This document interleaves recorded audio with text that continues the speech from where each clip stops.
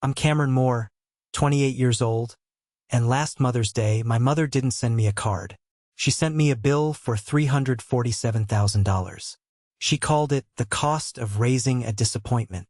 Before I tell you how I made 47 relatives block her in a single morning, let me know in the comments where you are watching from.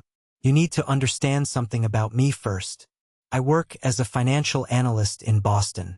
My life is built on spreadsheets, profit and loss statements, and cold, hard data. Numbers make sense to me. They are clean. They don't lie. They don't pretend to love you one day and then ignore you the next. They don't play favorites. My apartment in Boston reflects that. It is small, minimal, and paid for. I pay my own rent. I pay my own bills. I have done so since the day I turned 22 and walked out of my parents' house with nothing but a duffel bag and a crippling amount of student debt. It was a Tuesday night, late. I was sitting at my kitchen island, the blue light of my laptop reflecting off the granite counter. I was finishing up a quarterly report for a client. The city was quiet outside. My phone buzzed on the counter. Then it buzzed again. And again. It wasn't a text. It was email notifications. I picked it up. The subject line made my stomach drop. Invoice. Repayment for 28 years of services. The sender was Evelyn Moore. My mother. I felt that familiar tightness in my chest. The one I had carried around since I was a kid. It was a mix of dread and exhaustion. I opened the email. It wasn't just a rant. It was an attachment. An Excel spreadsheet. She hadn't just sent it to me. I looked at the CC field. It was a wall of names. Uncle James, Aunt Clara, Cousin Mike, my brother Preston, my father. 48 people in total. She had copied the entire extended family. Every aunt, uncle, cousin, and in-law from Maine to Florida. I opened the attachment. My breath actually hitched. It was a masterpiece of pettiness. She had itemized my entire existence. Row 4, hospital delivery fees, 1996, $12,400. Row 15, diapers, years 1 to 3, $3,200. Row 45, orthodontics, braces, $6,500. Row 102, summer camp, 2008, $4,500. It went on and on. Thousands of rows. Food, clothing, shelter. Even an estimated portion of the utility bills for the 18 years I lived under her roof. At the bottom, in bold red font, was the total, $347,000. And below that, a note. This is the cost of raising a failure. Since you have contributed nothing to this family's legacy and refused to show gratitude, consider this your debt. I stared at the screen. I didn't cry. I think I stopped crying over my mother when I was 16. Instead, I felt a strange, cold clarity. I scrolled back up. I started looking closer at the line items. Being a financial analyst, I spot discrepancies. That is what I do. And I saw something in row 215 that made my blood run cold. Row 215, living room rug replacement, 1999, $450. I froze. I remembered that rug. I was 3 years old. I had tripped over my own feet running to greet my dad at the door. I fell hard. I snapped my wrist. It was a compound fracture. The bone had poked through the skin. I had bled on the Persian rug. I remember the screaming. Not mine, hers. She wasn't screaming because her toddler was injured. She was screaming because blood is hard to get out of wool. She drove me to the hospital in silence. Fuming. She made me feel guilty for breaking my own bones. And now, 25 years later, she was charging me for the rug. That was the moment. That was the moment the sadness evaporated. And something else took its place. Rage? No. Rage is messy. This was calculation. She wanted to talk about numbers? Fine. We could talk about numbers. I closed my eyes and took a deep breath. My phone started blowing up with texts from cousins. Did you see this? Is Aunt Evelyn crazy? Man, I'm so sorry. I ignored them all. I stood up and walked to my laptop. There is a folder on my hard drive. I keep it buried 3 levels deep inside a folder marked Old Tax Returns. The folder is named Insurance. I created this folder 3 years ago. I never thought I would actually use it. I told myself it was just a precaution, a way to keep my sanity, to prove to myself that I wasn't the crazy one. When you grow up with a narcissist, you start to question your own reality. You need documentation just to know which way is up. I double-clicked the folder. Inside were 3 subfolders: financial records, credit reports, medical history. I opened the first one. I looked at the PDF files, scanned bank statements, wire transfer receipts.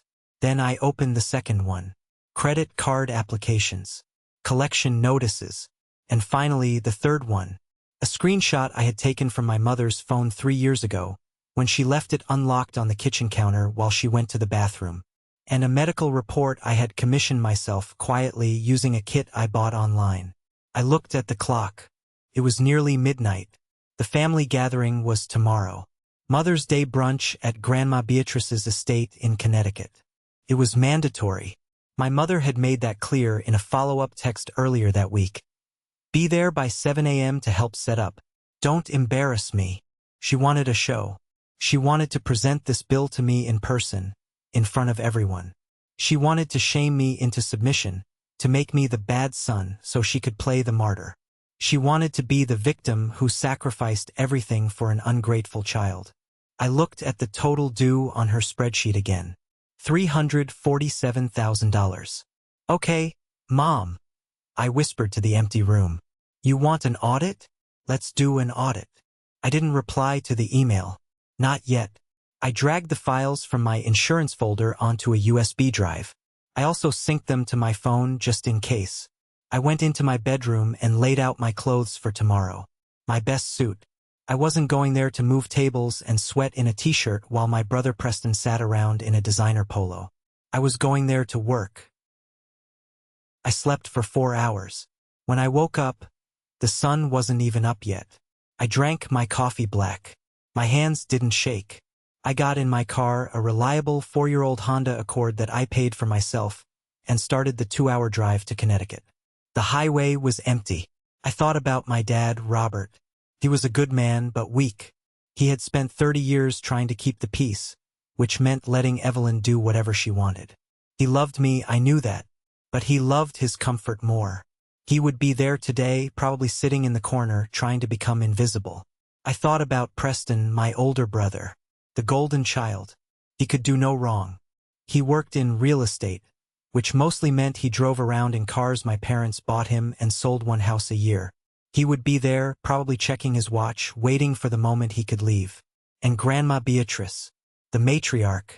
She was 80 years old, sharp as a tack, and terrifying. She controlled the family trust. She controlled the inheritance. She was the only person Evelyn feared. I pulled off the highway and onto the winding country roads of Connecticut. The trees were green and lush. It looked like a postcard. It looked like a place where happy families lived. I turned into the long gravel driveway of the estate. It was just past 7 a.m. I wasn't just bringing a USB drive. I was bringing a reckoning. My mother had fired the first shot with that email. She thought she had nuked my reputation. She didn't realize she was standing at ground zero. I parked the car. The house loomed large and white against the morning sky. It was silent. I stepped out, took a deep breath of the humid air, and walked toward the front door. The game was about to begin. The gravel crunched under my dress shoes. The estate was quiet, disturbingly so. Grandma Beatrice's house was a sprawling colonial mansion that had been in the family for 4 generations. It smelled of old money, boxwood hedges, damp earth, and impending judgment. I walked up the steps. The front door was unlocked. Cameron, it was my mother's voice. She was already in the hallway, directing 2 catering staff members. She turned to look at me. Her eyes scanned me from head to toe, looking for a flaw. She found one immediately. You're late, she snapped. It was 7:03 a.m. Traffic, I said, keeping my voice neutral. And why are you wearing a suit? She frowned, adjusting the pearl necklace at her throat. I told you to come early to help set up the tent in the garden. You can't haul tables in a jacket. I'm not hauling tables today, Mother, I said calmly. I'm a guest. Her eyes narrowed. The air temperature seemed to drop 10 degrees. Excuse me? After the email I sent last night, you think you have the right to stand there and act entitled? You are here to work off your debt, Cameron. Go change. No. The word hung in the air. She wasn't used to hearing it. Not from me. Preston said no all the time, and she laughed it off as him being independent. When I said it, it was treason. She took a step closer, lowering her voice to a hiss. Do not test me today. Everyone is coming. Grandma is already in a mood. If you ruin this for me, I will make sure you are written out of every will in this family.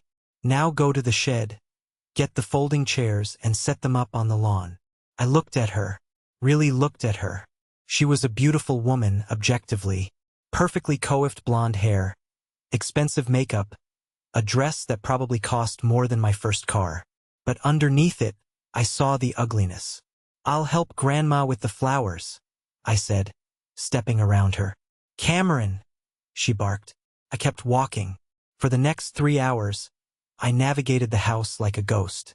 I avoided the heavy lifting she tried to assign me. I spent time with Grandma Beatrice in the sunroom. Grandma was arranging peonies. She looked frail, but her eyes were like lasers. You look tired, boy, she said, snipping a stem with a violent click. Long week, Grandma. Your mother is on a warpath, she observed, not looking up. She sent me that email too. Tacky. Airing dirty laundry to the cousins. Did you read it? I asked. She paused. She looked at me over her glasses. I read the total. Expensive child, aren't you? Apparently. Well, she went back to the flowers. Let's see if you're worth the investment. By 11:30 a.m., the driveway began to fill up. Lexus, Mercedes, BMW. The family arrived. My aunts and uncles greeted me with awkward smiles. They had all seen the email. They looked at me with a mix of pity and curiosity. I was the walking, talking $347,000 bad investment. Then, the roar of an engine silenced the polite chatter on the lawn. A silver car turned into the driveway. Low, sleek, aggressive. A Ferrari Roma. It was Preston. My brother stepped out of the car wearing sunglasses and a linen suit that screamed leisure. His wife, Sophia, slid out of the passenger side. She was wearing a diamond the size of a grape and a dress that looked like it was made of spun sugar. Hey, the party has arrived, Preston shouted, throwing his arms up. My mother practically ran across the lawn. Her demeanor changed instantly. The scowl vanished, replaced by a radiant, adoring smile. Preston, darling, she hugged him. Oh, look at you. And the car. Is it new? Just picked it up last week. Preston beamed, tossing the keys to a valet parker my mother had hired. Business has been good, Mom. Real good. I am so proud of you, she said, loud enough for everyone to hear. See? This is what hard work looks like.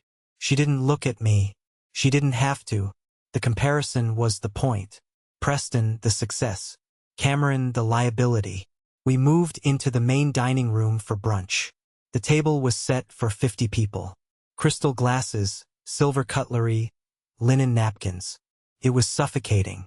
I sat near the end of the table. Dad was opposite me. He looked gray. He gave me a weak nod, then stared at his plate. After the soup course, my mother stood up. She tapped her spoon against her champagne glass. Ting, ting, ting. Everyone, she began, her voice trembling with practiced emotion. Thank you for being here. Family is everything to me. You all know that. A murmur of agreement went around the room. Being a mother is the hardest job in the world, she continued, her hand resting on her chest. We give our bodies, our youth, our resources. And sometimes we give too much. She signaled to one of the catering staff. The man stepped forward carrying a large object covered in a velvet cloth. He placed it on the easel set up next to the fireplace. My stomach tightened. I knew what it was. I have 2 sons, Evelyn said, looking at Preston with love, then shifting her gaze to me. Her eyes went cold. One who understands the value of family. And one who treats this family like a bank account. She pulled the velvet cloth away. There it was. The spreadsheet. She had blown it up to poster size, printed it on high-quality cardstock, and framed it in a gilded gold frame. The cost of raising a disappointment. $347,000. A gasp went through the room. Aunt Clara covered her mouth. Uncle James took off his glasses and wiped them, as if he couldn't believe what he was seeing. I want everyone to see exactly what it cost, Evelyn said, her voice rising. Every diaper, every meal, every time I bailed him out. I did it because I loved him. But last night, when I asked Cameron to contribute to the family fund for Grandma's care, he refused. He said he couldn't afford it. That was a lie. She had asked me for $50,000 cash, untraceable, for a business opportunity. I had refused because it sounded like money laundering. So, she gestured to the framed bill. I decided to show him what affording it looks like. Cameron, I expect a payment plan. It's time you learned responsibility. The room was silent. 50 pairs of eyes were on me. Some were horrified, but many were nodding along. They bought it. They bought the narrative she had been spinning for 20 years, that I was the leech, the ungrateful black sheep. Preston smirked at me from across the table. Pay up, little bro. It's only fair. My father was studying the tablecloth like it contained the secrets of the universe. He wasn't going to help me. I looked at Grandma Beatrice at the head of the table. She wasn't eating. She was watching me, waiting. I slowly pushed my chair back. The sound of wood scraping against the floor echoed in the silence. I stood up. Sit down, Cameron, my mother snapped. I'm not finished. Actually, Mom, I said. My voice was steady. Surprised even me. I think you are. I reached into my pocket and pulled out my phone. I didn't look at her. I looked at the massive 85-inch television mounted above the fireplace, right next to her ridiculous framed invoice. Since we are sharing numbers today, I walked toward the fireplace. I think that's a great idea. Transparency is key in finance. What are you doing? Her confidence faltered for a second. Balancing the books, I said. I tapped my phone screen. I had already connected to the smart TV via AirPlay while everyone was eating soup. The screen flickered to life. The spreadsheet on the wall was impressive, sure. But what appeared on the TV screen was undeniable. It was the cover page of my presentation. White text on a black background. The real cost of the Moore family. You want a lesson in economics? I looked at the stunned faces around the table. Let's start with the college fund. The room was so quiet you could hear the hum of the refrigerator from the kitchen. My mother, Evelyn, stood by her easel, her mouth slightly open. She looked like a statue that was beginning to crack. Sit down, she hissed again, moving to block the TV screen. Move, Evelyn. Grandma Beatrice's voice cut through the air like a whip. My mother froze. She looked at Grandma, then slowly stepped aside. I swiped my phone screen. The first slide appeared. It was a PDF of a bank statement from the Harrison Family Trust. Grandma and Grandpa set up college funds for both Preston and me when we were born, I said, addressing the room. I used my client presentation voice, calm, authoritative, detached. $89,000 each. Compound interest. By the time we turned 18, it should have been enough to cover tuition, room, and board. I pointed to the screen. Preston used his. He graduated debt-free. I swiped again. A new document appeared. A withdrawal slip. This is my account, I said. August 15, 2016. 2 weeks before I was set to start at Boston University. I went to the bank to pay my tuition, and the account was empty. Balance? 0. Gasps rippled through the room again. This time, they weren't gasps of shock at me. They were gasps of confusion. Mom told me the market crashed, I said, looking at her. She was pale. She told me the investments failed. She told me I had to take out student loans because the money was just gone. And I believed her, because she's my mother. I swiped again. But numbers don't vanish. They just move. The screen changed. It was a scanned invoice from a luxury car dealership in Greenwich. Date: August 17, 2016. Item: Porsche Cayenne Turbo, pearl white. Price: $88,500. Payment method: cashier's check. I zoomed in on the bottom of the invoice. There was a photo of the car, and the custom license plate requested. Plate: Mommy 1. You remember that car, don't you, Aunt Clara? I asked, looking at my aunt. Mom said she bought it with a bonus from Dad's company. Aunt Clara's eyes were wide. She nodded slowly. She didn't, I said. She bought it with my tuition. I spent 4 years working night shifts at a warehouse to pay for books while she drove my education around town. That was family money, Evelyn screamed. She was shaking now. I needed transportation. I sacrificed everything for you boys. I deserved a decent car. You stole it, I corrected her. That's grand larceny, Mom. But I didn't call the police.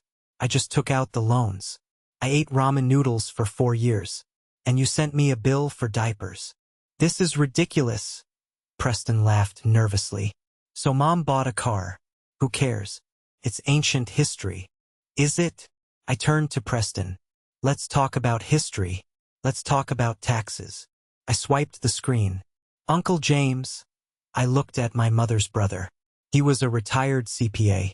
You'll appreciate this one.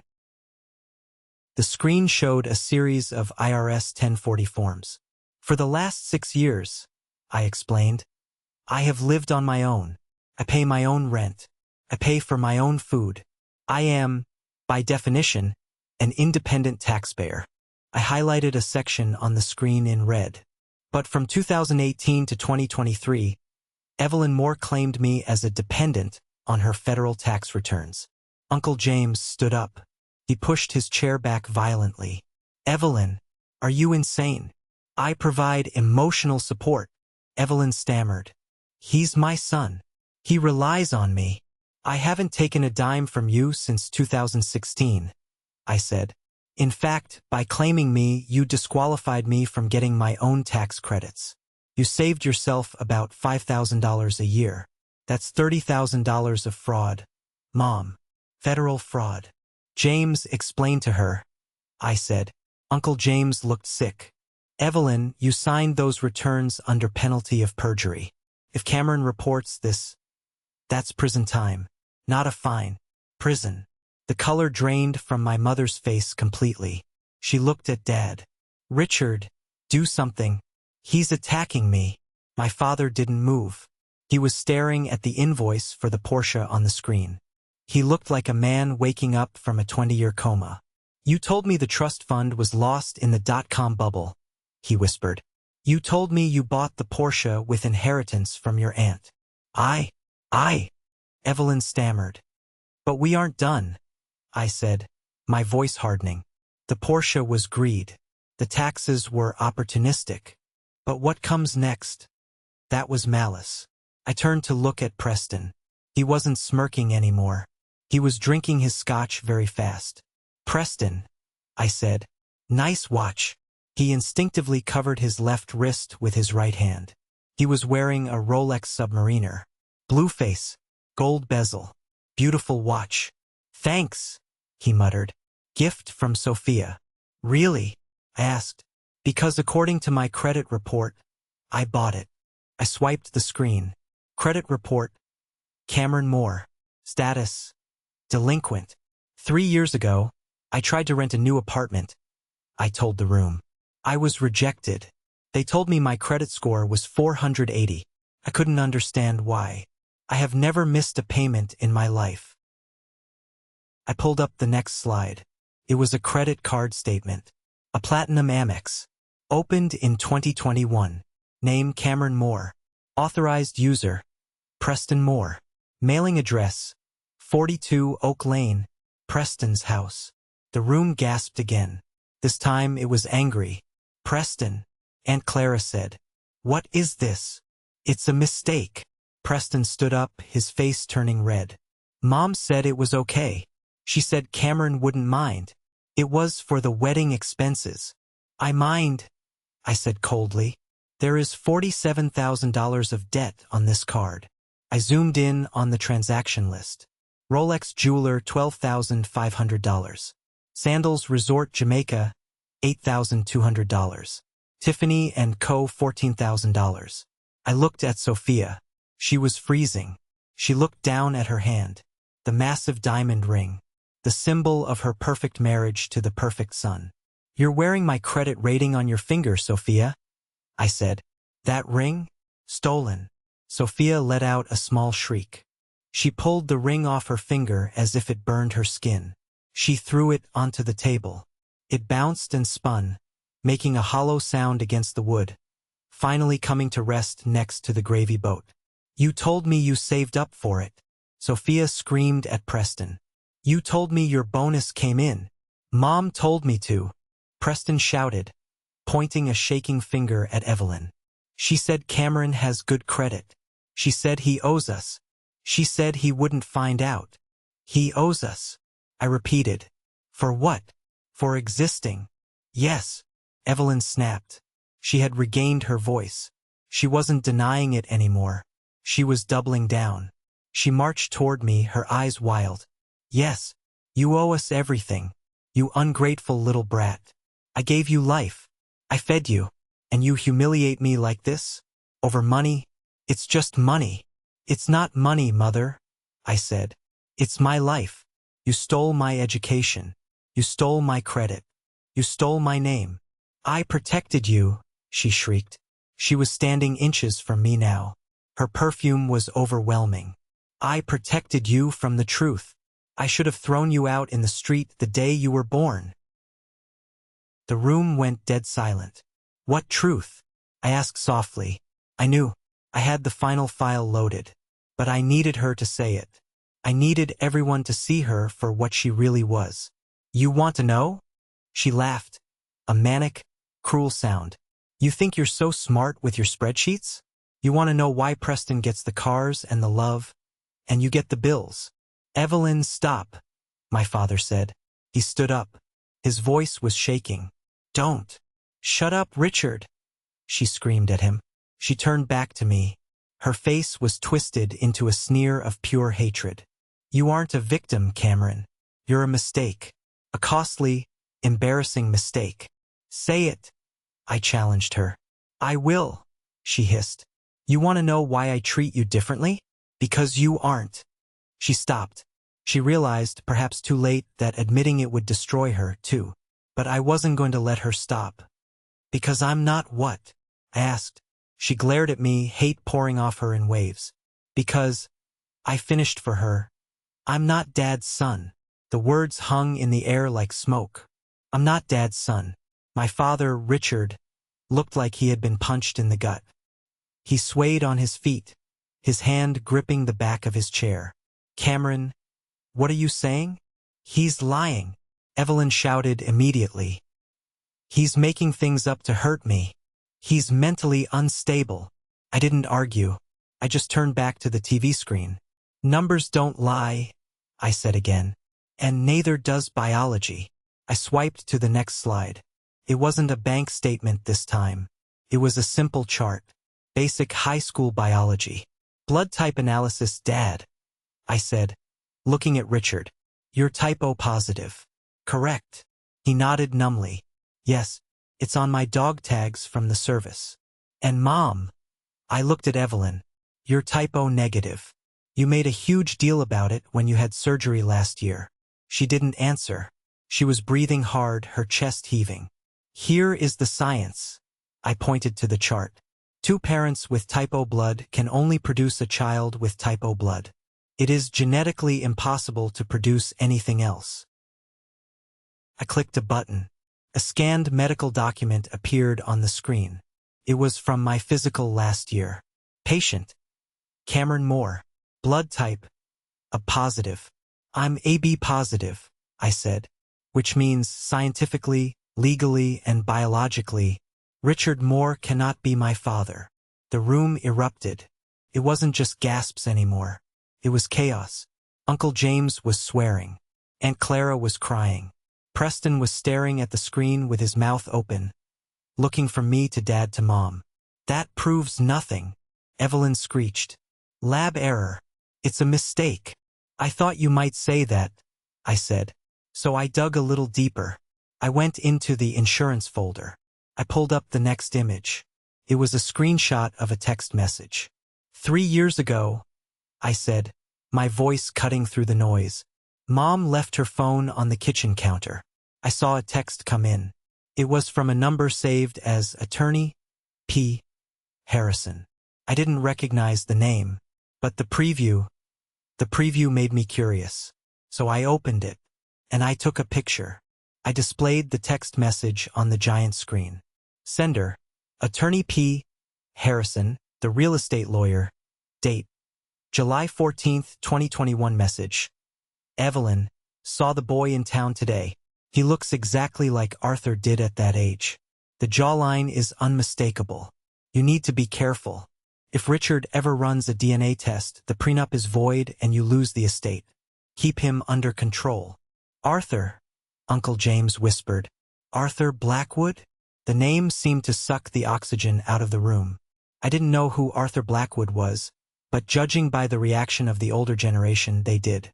Arthur was Dad's business partner, Preston whispered. The one who moved to London in '96, the year I was born. I looked at my mother. You had an affair with Dad's partner.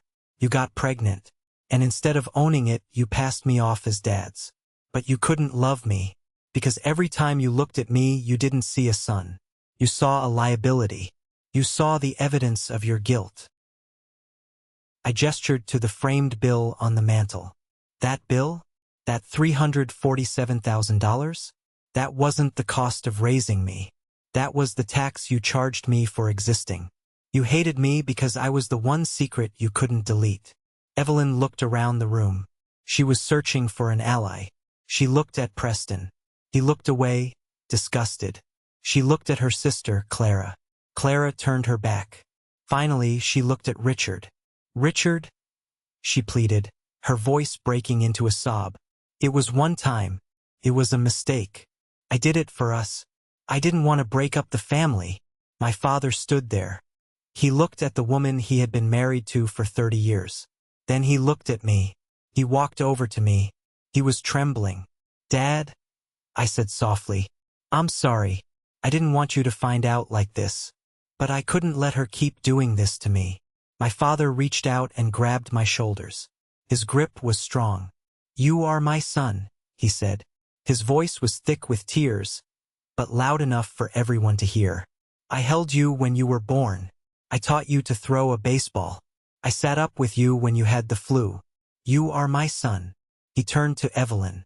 The sadness in his eyes vanished, replaced by a cold, hard resolve I had never seen in him before. But she, he pointed at Evelyn. She is a stranger. Richard, Evelyn cried, reaching for him. Don't touch me, he said. It wasn't a shout. It was a command. He reached into his pocket. He pulled out his wallet. He opened it and took out a single photograph. It was a small, creased picture of him and me, sitting on a tractor when I was 5. He threw the wallet, filled with the credit cards Evelyn used, the joint accounts, the Platinum Amex, onto the table. He kept the photo. I'm leaving, he said. You can't leave, Evelyn shrieked. Where will you go? This is my house. My mother's house.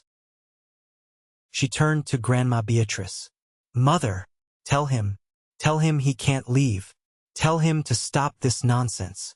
We all turned to Grandma Beatrice. She had been sitting silently at the head of the table throughout the entire presentation. She hadn't moved. She hadn't spoken. Now she stood up. She leaned on her cane, but she stood tall. She looked at the TV screen, then at the framed bill, then at Evelyn. Evelyn, Grandma said. Her voice was quiet, but it carried the weight of absolute authority. Come here. My mother wiped her eyes, looking relieved. She thought, foolishly, that her mother was going to side with her. Blood is thicker than water, right? That's what manipulators always count on. Evelyn walked over to Grandma Beatrice. Mama, I can explain. It's complicated.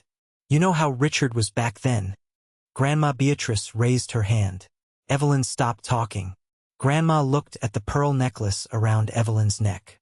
The triple-strand South Sea pearls. They were a family heirloom. They had belonged to Grandma's mother. They were worth more than the Porsche. Those pearls, Grandma said softly, they represent the dignity of this family. The women who wore them were strong, honest, loyal. I know, Mama, Evelyn sniffled, touching the pearls. You are none of those things, Grandma said. Grandma reached out. She didn't unclasp the necklace. She grabbed the strands in her fist, and she pulled. Snap. The sound was like a gunshot in the quiet room. The string broke. Dozens of priceless pearls cascaded down Evelyn's dress, bouncing off the hardwood floor, rolling under the chairs, scattering in every direction. You are not worthy of them, Grandma said. And you are not worthy of this house. Evelyn gasped, clutching her bare neck. Mama! Get out, Grandma said. What? Get out of my house. Grandma pointed to the door. Take your husband stealing, child abusing, thief of a heart, and get out, before I call the police and have you arrested for the tax fraud my grandson just exposed. But the party, Evelyn stammered. The party is over, Grandma said. Evelyn looked around. 47 relatives were staring at her. No one moved to help her. No one offered a tissue. She looked at me one last time. There was no regret in her eyes, only pure, unadulterated venom. You ruined everything, she whispered to me. No, Mom, I said, holding up the USB drive. I just balanced the books. She turned and ran. We heard the front door slam. Then the sound of the Porsche starting up and screeching down the driveway. She was gone. The silence that followed Evelyn's departure was heavy, but it wasn't oppressive. It felt like the air had been cleared after a violent thunderstorm. For a long moment, nobody moved. The pearls were still rolling on the floor. Then Grandma Beatrice sat back down. She looked exhausted, aged 10 years in 10 minutes. She looked at the catering staff, who were standing against the wall, eyes wide, terrified to move. Serve the roast, Grandma commanded. I'm hungry. It was surreal. But that was Grandma. Life goes on. The lunch was awkward, to say the least. But the dynamic had shifted. My cousins, who usually ignored me or made subtle jokes about my cheap car, were now looking at me with respect. Or maybe fear. I didn't care which. Uncle James came over to me. He looked pale. Cameron, he said quietly, about those tax returns, Evelyn's returns. Did you file a whistleblower report? Not yet, I said, taking a sip of water. I have the forms ready, but I haven't mailed them. Uncle James wiped sweat from his forehead. Okay, good. Let's talk before you do that. Maybe we can fix the family trust without the IRS raiding the compound. The money Evelyn stole from my college fund, I said, and the credit card debt Preston racked up. That needs to be repaid. With interest. It will be, James promised instantly. I'll handle the liquidation of her assets if I have to. You'll get every penny, Cameron. I swear. I nodded. I looked across the table. Preston was sitting with his head in his hands. Sophia was gone. She had called an Uber 5 minutes after Evelyn left. The diamond ring was still sitting next to the gravy boat. After lunch, my dad, Richard, walked out to the veranda. I followed him. He was leaning against the railing, looking out at the gardens. He looked smaller somehow. The suit hung loosely on his frame. Dad, I said. He didn't turn around immediately. I always knew you were different, he said softly. You were so serious, so smart. Arthur was brilliant. A shark, but brilliant. I'm sorry, I said again. I didn't want to be the one to tell you. He turned around. His eyes were red, but he was smiling. A sad, tired smile. Cameron, do you know why I stayed with her? For 30 years. I shook my head. Because of you, he said. I knew she was difficult. I knew she was cold. But I thought, if I leave, she'll destroy that boy. She'll eat him alive. So I stayed. I stayed to be the buffer. I felt a lump in my throat. I had always thought he was weak. I thought he stayed because he was afraid of change. I didn't realize he was standing in the doorway, taking the hits so I wouldn't have to take them all. You didn't fail me, Dad, I said. I did, he sighed. I let her steal from you. I let her treat you like a second-class citizen. I should have stopped it sooner. He reached into his pocket and pulled out the photo again. The one of us on the tractor. DNA is just a blueprint, Cameron, he said. It tells you what color your eyes will be. It doesn't tell you who stays up with you when you have nightmares. It doesn't tell you who teaches you to shave. He tapped the photo. I'm your father, and if you're willing, I'd still like to be. I wouldn't want anyone else, I said. We hugged. It was the first time we had hugged in years. He smelled like Old Spice and Scotch. He smelled like home. I'm going to stay at Uncle Bill's for a while, he said, pulling away. I need to figure out the divorce. It's going to be messy. I know a good forensic accountant, I joked weakly. He laughed. I bet you do. He walked down the steps to his car. It wasn't a sports car, just a sedan. He drove away, leaving the estate and the marriage behind. I went back inside. The guests were leaving. 47 relatives were checking their phones. I just blocked her, Cousin Mike told me, showing me his screen. She's blowing up the family group chat, blaming you, saying you doctored the photos. Block her, I said. Trust me. Done. One by one they left. The house grew quiet again. Finally, it was just me and Grandma Beatrice. She was sitting in the library, a glass of sherry in her hand. The lawyer, Mr. Sterling, had arrived. I didn't know he was coming. Sit down, Cameron, Grandma said. I sat. You made quite a mess today, she said. I just told the truth, Grandma. The truth is usually messy, she agreed. She took a sip of sherry. But it was necessary. I've known about Arthur for a long time. I stared at her. You knew? That I was Arthur's son. I suspected, she corrected. You have his temper, and his hairline, but I never said anything. I thought Evelyn would eventually do the right thing. I underestimated her vanity. She slid a folder across the desk. What is this? I asked. My will, she said. Or rather, the old version of it. I opened it. It was complicated legal jargon, but I understood the percentages. Evelyn Moore, 40%. Preston Moore, 40%. Cameron Moore, 10%. Charity, 10%. She convinced me years ago that you were unstable, Grandma admitted. She told me you had gambling debts, that you were irresponsible with money. She said if I left you too much, you'd drink it away. I laughed bitterly. I'm a financial analyst, Grandma. My credit score is 800. Or it would be, if she hadn't stolen my identity. I know that now, Grandma said. She nodded to Mr. Sterling. The lawyer placed a new document on the table. The ink was still fresh. This is the new draft, Mr. Sterling said. Executed this afternoon. I looked at the numbers. Evelyn Moore, 5%, minimum requirement to prevent contesting. Preston Moore, 15%. Cameron Moore, 40%. Richard Moore, 40%. Richard is a good man, Grandma said. He put up with my daughter for 30 years. He deserves his share. And you? She looked at me, her eyes softening. You are the only one in this family who actually understands the value of $1. And the value of the truth. Grandma, I don't want the money, I said honestly. I just wanted her to stop. You're getting the money, she said firmly.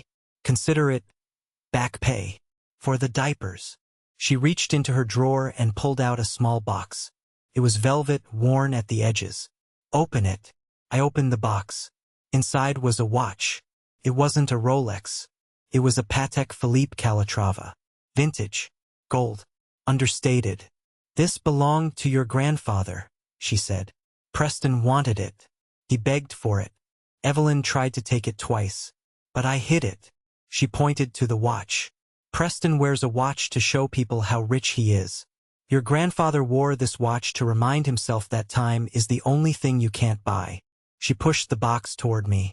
It belongs to the head of the house. That's you now, Cameron. I took the watch. It was heavy. Felt real. Thank you, Grandma.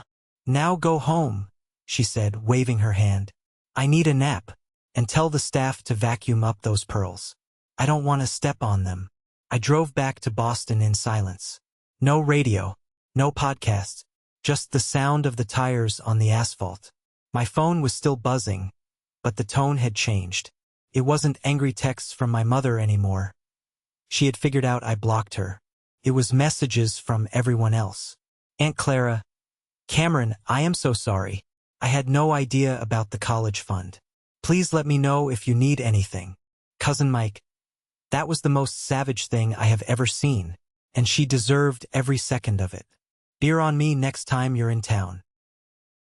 Even Preston sent a text. Just 3 words. She lied to me. I didn't reply. Not yet. I got back to my apartment. It was dark. I turned on the lights. It looked exactly the same as it had that morning, but it felt different. Felt lighter. The insurance folder on my laptop was still open. I closed it. I didn't need it anymore. The policy had been cashed in. I sat on my couch and looked at the Patek Philippe on my wrist. Ticked softly. Tick, tick, tick. It was over. The next few weeks were a blur of legal and logistical chaos. Uncle James was true to his word. He took over as the executor of the family finances, stepping in where Evelyn used to rule. He forced the sale of the Porsche. He used the proceeds to pay off my student loans in full. The credit card debt was trickier. Preston had to legally admit to the fraud to get the charges removed from my name without sending Evelyn to jail. It was a plea deal within the family. Preston agreed to pay the $47,000 out of his own pocket, which meant selling the Ferrari. Sophia filed for divorce 2 weeks later. Apparently, a husband without a Ferrari and a trust fund wasn't what she signed up for. My dad, Richard, moved into a condo near the harbor. We started having dinner every Sunday. Just the 2 of us. We didn't talk about Evelyn. We talked about baseball, about work, about the future. We were rebuilding brick by brick. As for Evelyn, she was living in a small apartment in Hartford. The 5% inheritance Grandma left her was enough to survive, but not enough to live the life she thought she deserved. She had lost her status. She had lost her audience. Most of the family had cut her off. Not just because of the money, but because of the deception. The DNA lie was too much. It made them wonder what else she had lied about. I hadn't spoken to her since the day of the pearls. Then, one Tuesday evening, about 2 months after the explosion, I walked out of my office building. She was there. She was standing on the sidewalk, waiting. She looked diminished. She wasn't wearing designer clothes. She was wearing a simple coat. Her hair was pulled back, but it wasn't perfectly styled. She looked older. Cameron, she said. I stopped. I didn't feel fear. I didn't feel anger. I just felt nothing. Mother, I said. I've been trying to call you, she said, her voice shaking slightly. You blocked my number. Yes. I need to talk to you. She stepped closer. We need to fix this. There is nothing to fix, I said. It's done. It's not done, she snapped, a flash of the old Evelyn appearing. I am your mother. You can't just erase me. I made a mistake. Okay? I admitted it. You didn't admit it, I said. I exposed it. I'm suffering, Cameron, she said, her voice dropping to a whisper. Everyone hates me. My friends won't return my calls. Your father won't look at me. I have nothing. She looked at me with wide, teary eyes. It was a look that had worked on me 1,000 times when I was a child. It was the look that said, Save me. I need you to tell them, she said. Tell Grandma. Tell Dad. Tell them you forgive me. If you forgive me, they'll have to take me back. You're the key. I looked at her. She still didn't get it. She didn't want a relationship with me. She wanted her reputation back. She wanted her access back. I was just a tool to get it. You sent me a bill for $347,000. I reminded her. I was angry. She dismissed it with a wave of her hand. I didn't mean it. But you did, I said. You calculated every penny. You wanted to be paid. I reached into my pocket. I pulled out a folded piece of paper. So, I said, I'm paying you. Her eyes lit up. For a second, she thought it was a check. She thought I was giving her money. She grabbed the paper. She unfolded it eagerly. It wasn't a check. It was a restraining order. What is this? She stared at the paper. That is a legal document, I said calmly. It states that if you come within 500 feet of me, my home, or my workplace, you will be arrested. It also states that if you attempt to contact me electronically, you will be in violation. You can't do this, she stammered. I'm your mother. You're an egg donor, I said, and a thief, and a fraud. I stepped closer to her. The bill is paid, Evelyn. I paid it with my silence for 28 years. I paid it with my college fund. I paid it with my childhood. We are even. And now, you are fired. I walked around her. Cameron, she screamed after me. Cameron, don't you walk away from me. You'll regret this. You'll need me. I kept walking. I reached my car, my Honda. I got in. I locked the door. I looked in the rearview mirror. She was standing on the sidewalk, clutching the restraining order, screaming at my taillights. She looked small. She looked pathetic. I put the car in drive and pulled away. As I merged into traffic, I looked at the Patek Philippe on my wrist. It was 6 p.m. I was meeting my dad for dinner at 6:30. I wasn't late. I was right on time. The numbers finally balanced. 2 weeks after I handed my mother that restraining order in the parking lot, I found myself sitting in a leather chair that cost more than my first car. I was in the office of Thomas Sterling, the family's estate attorney.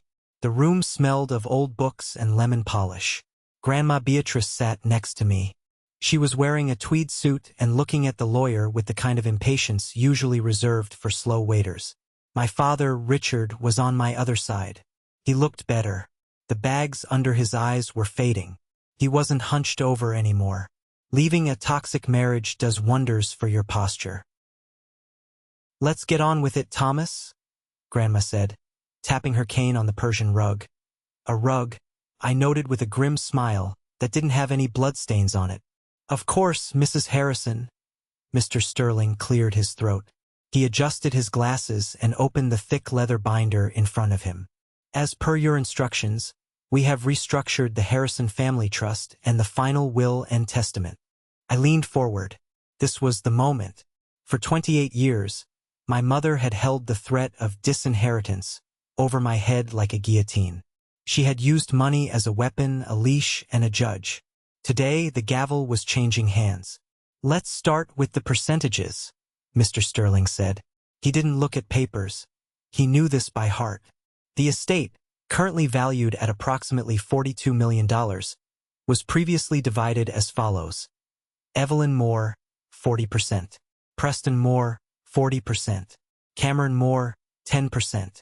Charitable remainder, 10%. I heard my dad let out a small, sharp breath.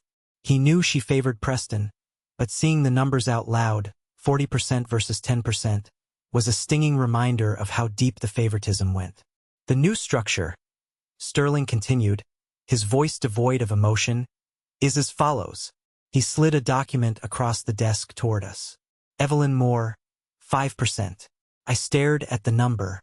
5%. It was a pittance. It was enough to keep her off welfare, but not enough to maintain her country club membership. Why 5? I asked Grandma. Why not 0? Grandma Beatrice smiled. A thin, sharp expression. If I leave her 0, she can sue the estate claiming I forgot her or that I was mentally incompetent. She can tie this up in probate court for years. But if I leave her a specific, calculated amount, proves intent. Proves I knew exactly what I was doing. 5% is the do not sue me tax. She looked at me. It's also the exact percentage of effort she put into being a mother. I looked back at the document. Richard Moore, 40%. Cameron Moore, 40%. Preston Moore, 15%. Preston is still family, Grandma explained, seeing my eyes linger on his name. He is weak and he is easily manipulated, but he is not malicious at his core.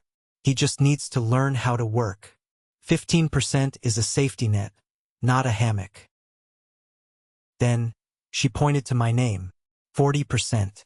And you, she said, you get the bulk of the responsibility. Because I know you won't blow it on sports cars and vanity plates. Grandma, I said, feeling a tightness in my throat. This is too much. It's not a gift, Cameron, she snapped. It's a job. Managing this estate is a headache. I'm too old for it. You're the financial analyst. Analyze it. Mr. Sterling cleared his throat again. There is one more item. An immediate disbursement. He opened a drawer and pulled out a cream-colored envelope. He handed it to me. Mrs. Harrison wanted you to have this today. I opened the envelope. Inside was a cashier's check. Pay to the order of Cameron Moore. Amount, $89,000. I froze. That number. It was the exact amount of my college fund. The exact amount Evelyn had stolen to buy the Porsche. I calculated the interest, Grandma said, looking out the window at the Boston skyline. But I decided to keep the number symbolic. I want you to look at that check and know that what was stolen has been returned. Grandma, I already paid off my loans, I said. Uncle James liquidated the Porsche. Then use this for something else, she said firmly. Buy a house, start a business, or just put it in a savings account and look at it when you feel insecure. I don't care. It's yours. It always was. I held the check. For the first time in years, the knot of anxiety that lived permanently in my solar plexus loosened. It wasn't about the money. It was about the restitution. The universe, through the hand of an 80-year-old woman in a tweed suit, was balancing the ledger. Thank you, I whispered. We left the lawyer's office and walked out into the crisp afternoon air. My dad turned to me. I'm hungry, he said. Do you want to get a burger? A real greasy one? Your mother never let me eat red meat. I laughed. Yeah, Dad, let's get a burger. We went to a dive bar near Fenway Park. We sat in a booth with cracked vinyl seats. It was a far cry from the linen napkins and crystal glasses of the estate, and it was perfect. While we were waiting for our food, Dad reached into his jacket pocket. He pulled out a letter. It was unopened. This came to Uncle Bill's house yesterday, he said. It's addressed to you. I looked at the handwriting. It was elegant, slanted, unfamiliar. The return address was in London. Arthur Blackwood, the biological father, the man my mother had the affair with, the source of my DNA. I stared at the envelope. For weeks I had wondered about him. Did he know about me? Did he care? My mother's text message implied he did. He looks exactly like Arthur. I tracked him down, Dad said quietly. I sent him a message. I told him the truth. I told him that I raised a son who turned out to be a fine man, and that he shares his blood. You did that? I asked, surprised. I thought you deserved the option, Dad said. He wrote back immediately. That's his letter. I picked up the envelope. Felt heavy. Inside this paper was a connection to a biological history I knew nothing about. Maybe he had other children. Maybe I had siblings in England. Maybe he was a billionaire. Maybe he was a nice guy. I looked at Dad. He was watching me, trying to mask his fear. He was terrified that I would open that letter, see something shiny and new, and walk away from him.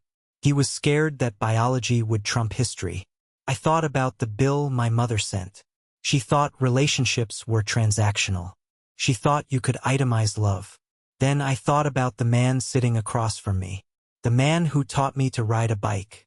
The man who sat in the ER waiting room when I broke my arm on that rug. The man who just left a $40 million marriage with nothing but a photo of me in his wallet. I didn't need to know Arthur Blackwood. I already knew who my father was. I took the letter. I didn't open it. I ripped it in half. Then I ripped it again. and again, until it was just a pile of white confetti on the sticky wooden table. Dad's eyes went wide. "Cameron, you didn't even read it." "I don't need to," I said. "I have a dad. He's sitting right here, and he owes me a burger." Dad blinked rapidly. His chin trembled. He looked down at the table, took a deep breath, and when he looked up, his eyes were wet but his smile was blinding. "Bacon cheeseburger?" he asked, his voice thick. "Double bacon," I said. "And fries. Extra crispy." We ate. We laughed. We talked about the Red Sox. For the first time in my life, I didn't feel like a disappointment. I felt like a son. 6 months later. The air was cold, signaling the start of a Boston winter. But inside the restaurant, it was warm and golden. I was standing at the front of the room, holding a glass of champagne.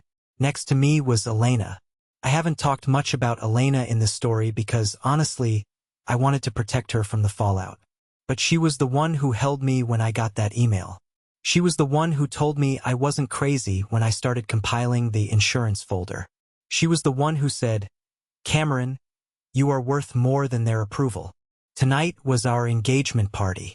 It wasn't a lavish affair like Preston's wedding. There were no ice sculptures, no stolen Rolexes, no debt hidden behind designer labels. It was just 50 of our closest friends, my colleagues, and the family members who had survived the purge. I looked around the room. Grandma Beatrice was holding court in the corner, critiquing the wine selection but clearly enjoying herself. Uncle James was laughing with my dad. Even Preston was there. He came alone. He looked humbler, quieter.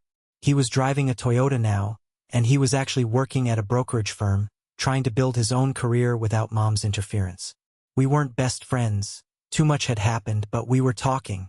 That was a start. But the most notable thing about the room was who wasn't there. There was no tension, no walking on eggshells, no fear that someone would say the wrong thing and set off a narcissistic rage. The air was light. I tapped my glass. The room quieted down. "I just want to thank everyone for coming," I said. I looked at Elena, who was glowing in a simple blue dress. "A wise woman once told me that family isn't about whose blood you have. It's about who stands by you when the bill comes due." Everyone raised their glasses. "Here, here."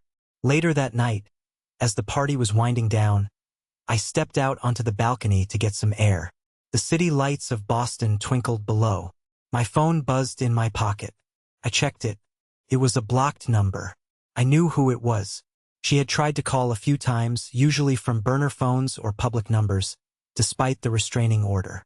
She never left voicemails anymore. She just called, let it ring once, and hung up. A digital ghost haunting the periphery of my life. I looked at the screen. Unknown caller. I didn't feel the old spike of adrenaline. I didn't feel the urge to answer and defend myself. I didn't feel the need to explain why I was happy. I let it ring. Buzz, buzz, buzz. Then silence. I heard news about her recently from Aunt Clara. Evelyn was working as a receptionist at a dental office in Hartford. She was living in a one-bedroom apartment. She told anyone who would listen that her ungrateful son had stolen her inheritance and turned the family against her. She was the victim in her own movie, playing to an empty theater. She was still paying the cost of her actions. She always would be. I thought about the bill she sent me. $347,000. I thought about the cost of raising me. Yes, diapers cost money. Food costs money. Shelter costs money. But what is the cost of breaking a child's spirit? What is the cost of making your son feel like an intruder in his own home? What is the cost of lying about his identity for 28 years to protect your own vanity? That cost is higher than $347,000. That cost is your relationship. That cost is your legacy.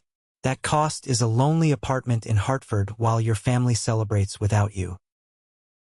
She tried to charge me for my childhood, but in the end, she was the one who couldn't afford the price of admission to my adulthood.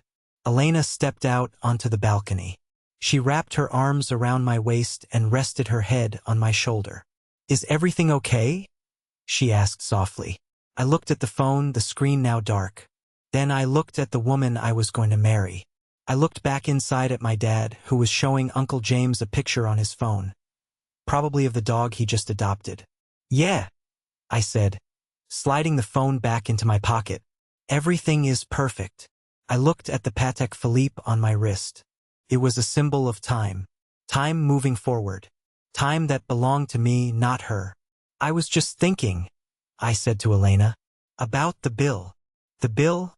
she asked. "The one my mother sent." She labeled it, "The cost of raising a failure." I smiled. A genuine, deep smile that reached my eyes. I think she miscalculated. I took Elena's hand and led her back inside the warm, laughter-filled room. "She didn't raise a failure," I said as I closed the balcony door, shutting out the cold night air. "She raised a survivor, and his bill is paid in full." If you have listened to this story and felt a knot in your stomach, or if you saw a reflection of your own life in mine, I want you to know something important. Love is not a transaction. It is not a ledger to be balanced. Real family is not about DNA. It is about behavior. It is about who shows up, who respects you, and who loves you without conditions. I found my peace. I found my real father not in a biology textbook, but in the man who stayed. I found my worth not in a bank account, but in the truth. Please drop a comment below. If this story resonated with you, simply comment "good" or "family is choice," so I know you made it to the end. Your interaction tells me that sharing this painful chapter was worth it. Let's start a conversation about healing. Thank you for listening.